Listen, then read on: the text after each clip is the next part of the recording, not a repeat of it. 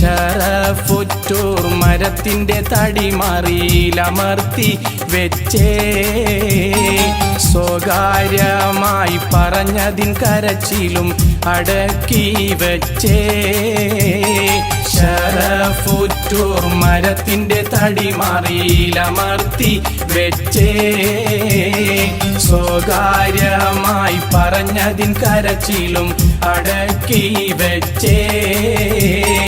ഒരു നാളിൽ മദീനത്തെ മസ്ജിദിൻ പുറത്ത് നിന്ന്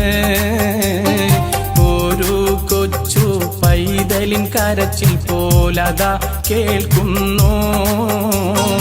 അത് കേട്ട സ്വഹാബത്തൊരടങ്കലും വെളിയിൽ ചെന്നേ